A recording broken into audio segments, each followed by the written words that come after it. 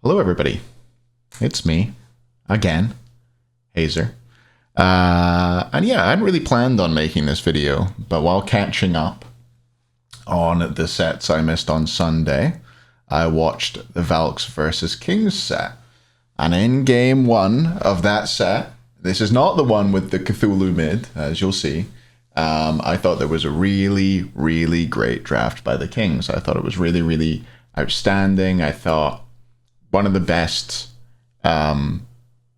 series of counter picks and series of drafting decisions I've seen this season, as far as I can remember. I thought it was a really great draft, and I thought, I could make a video on that, have a chat about it. People have asked for more coach-esque content, so here it is. Jazz hands. Hope you like it.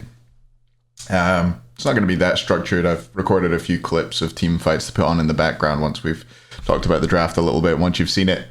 But yeah, I just really liked the way the Kings put their comp together. I'm going to do some editing on this video, so hopefully this doesn't go all wrong.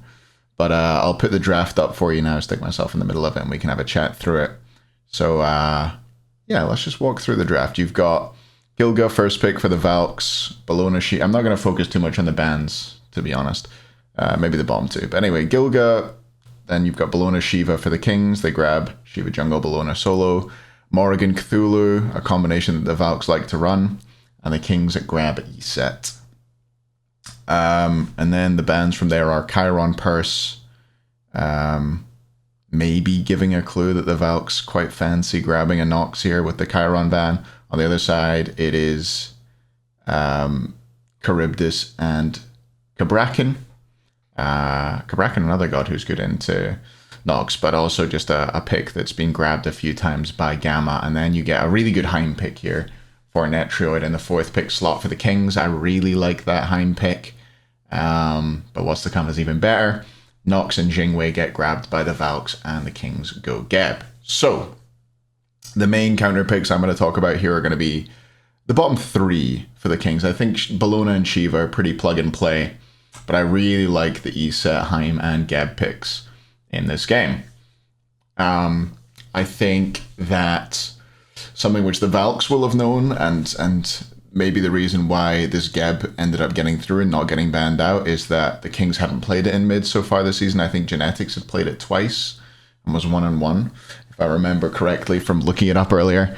BMT hadn't played it at all, but we had seen it in mid a fair amount from people like Dardes. Definitely a viable mid pick, but maybe the Valks sort of assumed that there was a mid and an ADC to come, and that's why they were like, well, we'll get rid of the Chiron, then they can't cleanse the Nox stuff, and we can get a great Nox game. Everybody knows why Geb is good into Nox, right? Because you can cleanse the Nox combo, basically nullifying her as a character. She doesn't even have a particularly strong laning phase into Geb. But other things you might want to note here: Heim, very, very strong against Morrigan because of the one revealing stealths. So he's able to, mark the Morrigan and see where she goes in team fights. Something that, if you watch the Worlds documentary, you will have seen Zap talking about to his team during team fights against Morrigan, the fact that he would mark the Morrigan and see where coming. He didn't in the end. I don't know if everybody saw that, but he didn't. But it's something that Heim can do. Geb also very strong into the Morrigan. One of the things that you want to do as Mori is get a stun onto somebody and sort of get your two on them and transform without them being able to disengage, and you keeping close on them or them having to beads. Geb can often shield that engage. Also, Geb's engage onto Morrigan is very annoying for her because she has no way of, if the Geb gets close to her, she has no recourse out of getting cataclysmed really, except for beadsing, which can be pretty annoying. And even a blink knockup can often catch the stealth and catch her out of stealth, and it's a nice AoE ability to catch Mori. So that's another good counter matchup, and I think the Eset is really good into what the Valks drafted as well. Specifically into this Cthulhu Morrigan stuff. I don't know if people saw the build that BMT went. You should be able to see it in some of these clips that I'm hopefully playing across the screen while I talk. But he went this very tanky Magprot heavy. He had Warlocks, he had Voidstone. I think he went another Priam as well. I should probably know that, but I don't. in his build. So he went this very tanky Eset build where he's able to sort of self-peel and stay alive, as well as helping his teammates out with the shield he gets from his 3, with the CC, with the mitigation from the ult. It's a really, really good god, I think, into these characters that want to dive the backline super hard and have this big AoE threat. Eset's able to counter that quite well with AoE mitigation. So I think it's a pretty good pick. I also really like the pressure across the King's comp. So that's one of the things that I think goes under noticed sometimes by maybe less experienced teams, is where you end up in this situation that the Valks ended up in, where they've got one character who has some semblance of pressure across their entire comp, pretty much. The Gilgamesh should have some pressure. Morrigan loses pressure to Eset.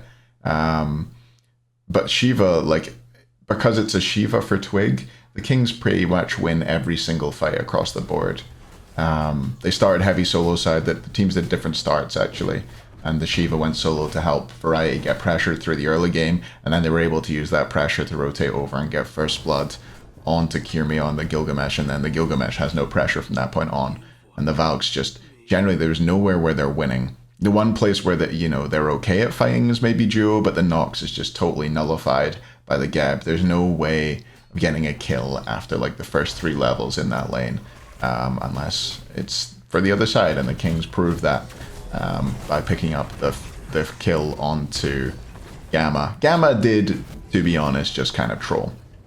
I wish we could have seen a few more 5v5s of these two comps, because I really like the way the King's comp is set up. Both backliners want to kind of stand and fight for a little bit as well, which is nice. Like Eset and Heim, neither of them's doing a different thing than the other. They're both kind of standing in the same place, putting out damage, maneuvering with their abilities. Heim's going to maybe TP out of the fight at some point, but until that point he can stick around with Eset. Eset going to be tanky enough to survive, going to be able to stun for Heim's damage and to force beads onto frontliners, which Heim can punish pretty hard. Yeah, I don't know. I just really like this comp, and that's why I decided to make a video about it. That was it. I just thought that the Valks got extremely outdrafted in this game. I thought it was a really well thought out one by the Kings, and I think that is something that shouldn't go unnoticed, and we should say, good job, Kings. Hopefully, I mean, every other team will be looking at this as well and realizing that that was a pretty hard outdraft. Sometimes it just looks like a team lost because they're worse, which it does happen.